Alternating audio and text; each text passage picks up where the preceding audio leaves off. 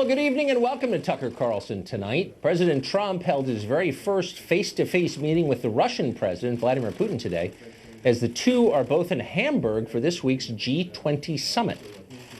President Putin and I have been discussing various things. I think it's going very well. We've had some very, very good talks. But we look forward to a lot of very positive things happening for Russia, for the United States, and for everybody concerned. And it's an honor to be with you.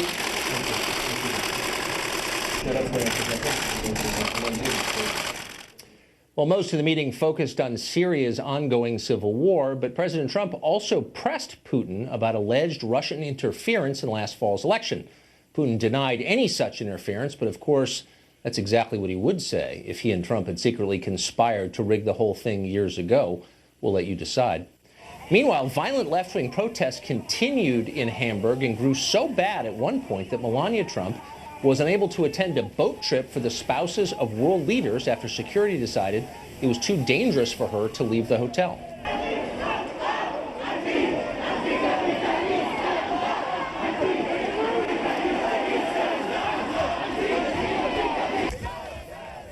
So the European left is quick to riot against Trump. But here's the interesting thing. European populations aren't actually that hostile to his policies.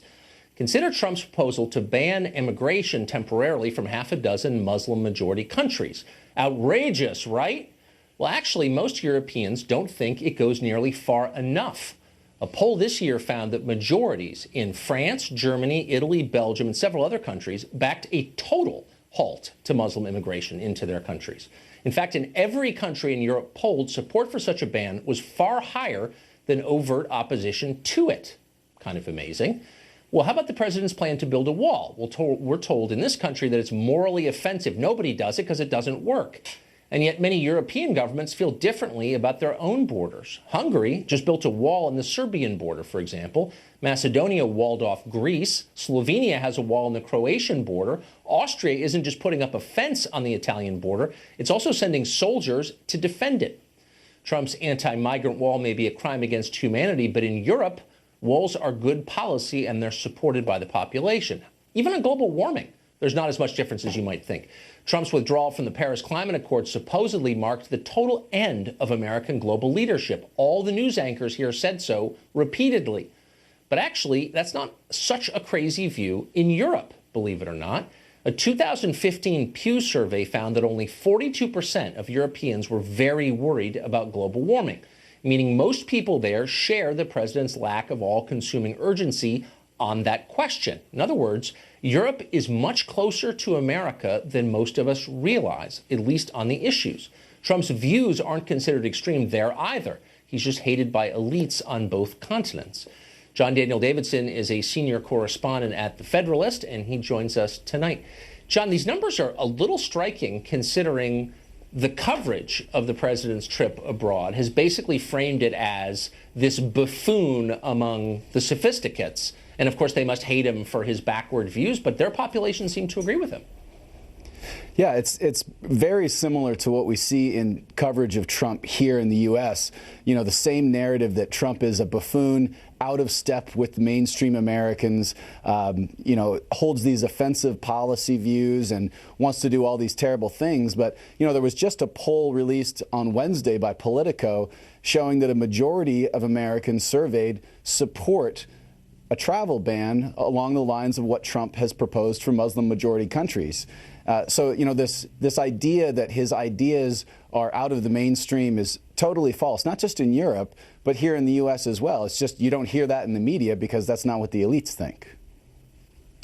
Well, because that's also not what they cover. So they cover the president himself, his tweets, his behavior, which is a whole separate thing. I mean, it has a whole separate response from the public when you poll on it. Do you approve of the president's tweets? No, not really, say most people. But you almost never hear straight coverage of what he's actually proposing, what his ideas are.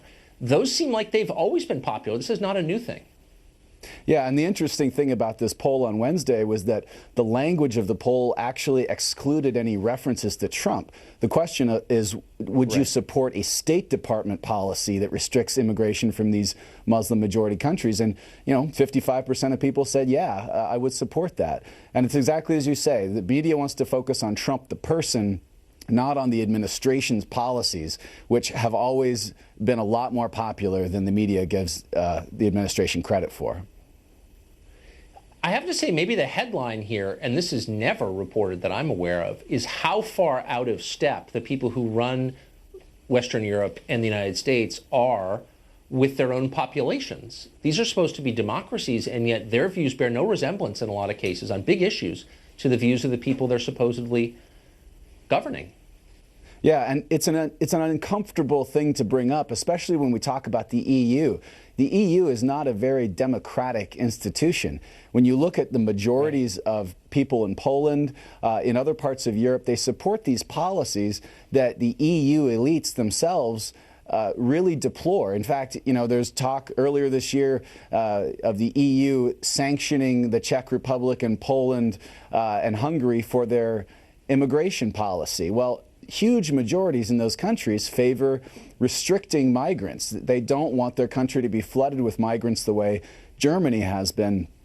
And the EU wants to punish them for that. So, when we talk about EU or, European elites, we're not really talking about people who care all that much what actual citizens of Poland want or think.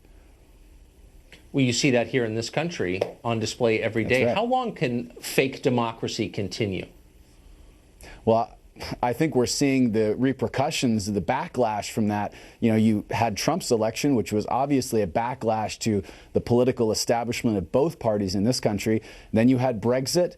Then you had Marine Le Pen, with a historic run at the French presidency. And I think that you're going to see this more and more as people get fed up with the idea that elites in Brussels or in Washington or some far-off capital know what's best for people, don't care what they want, and try to impose policies that are just not popular. It's going to be a rising tide of populism until the elites can figure this out. Yeah, it's one thing, I think, to think you know what's best. I think we all sort of think we know what's best. But to not care what the people who elected you think is a different thing entirely and not sustainable. I agree with you, John. I appreciate your coming on tonight. Thank you. Thank you.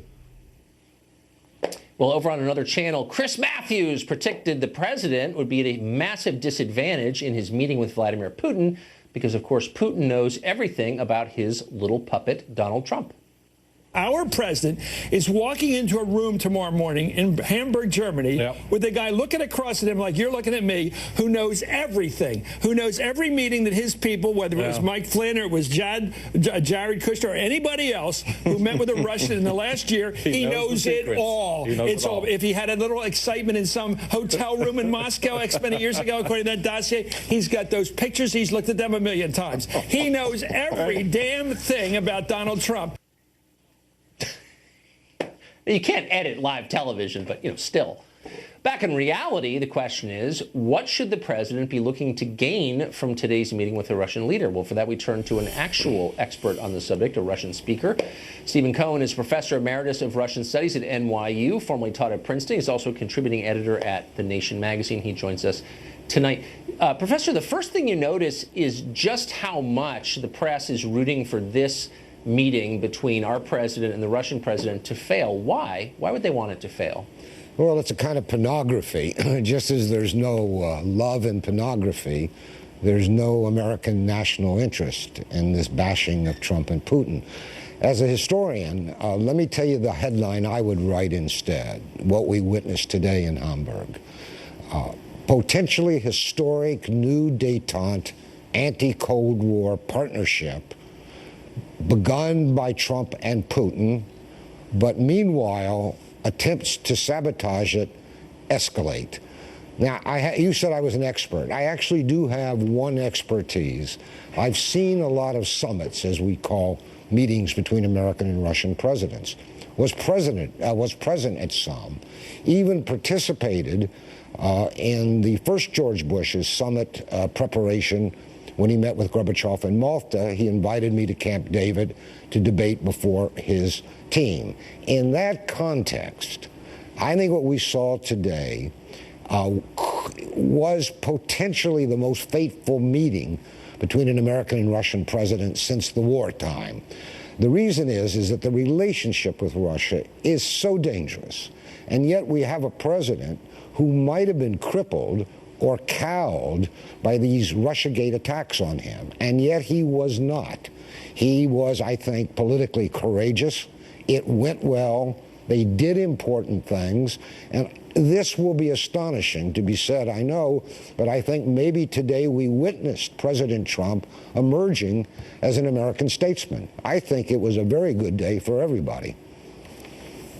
How much of the attacks on Russia from the foreign policy establishment, from the Democratic Party, even from some Republicans, how much do they really have to do with Iran and Russia's alliance with Iran and Syria? I think a lot, but you know, you've got three major actors being demonized in America. One is, of course, Putin.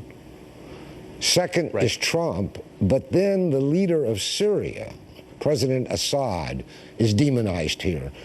Remember that the main thing they achieved today, and I said to you when you had me on before, Tucker, that I thought the primary aspiration of Trump should be an anti-terrorism alliance with the Kremlin. I thought that was vital.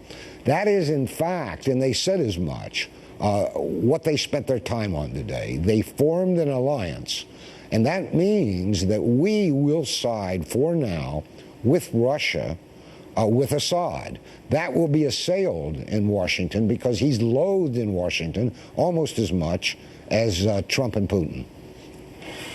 Why? But why is that? Could you put a finer point on that? My frustration in this debate is that a lot of the players in it are not straightforward about what they're really for and what they're really against. Their agendas are cloaked. Why is Assad the focus of so much anger in Washington? I don't know, and I try only to talk about things I've actually studied. What I do know is when the Syrian civil war began, 5-6 years ago, there were a lot of dirty hands in that mix, including American ones. Everybody was arming somebody. So we have a monstrous war going on there with so many groups being armed by so many different states.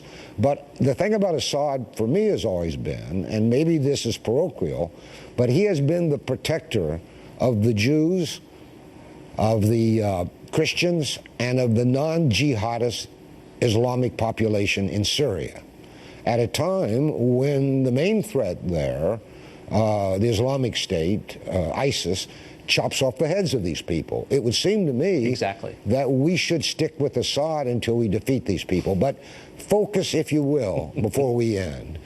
Something that both Trump and Putin said today. They said, we are meeting, we have agreed, and we promise positive things to come. In other words, they have formed a political partnership. And now it goes forward, but it will be viciously attacked, and already is, if you look at the press today here. Yeah, mindless. Thank you for the common sense, Professor. Stephen Cohen joining us tonight. Thank you. Thanks, Tucker. Hamburg, Germany is just the latest city to be racked internationally by violent left-wing protests.